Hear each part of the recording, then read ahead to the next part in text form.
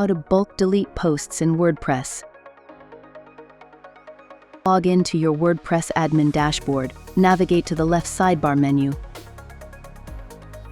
Hover your cursor over posts and click the All Posts option from the sub-menu.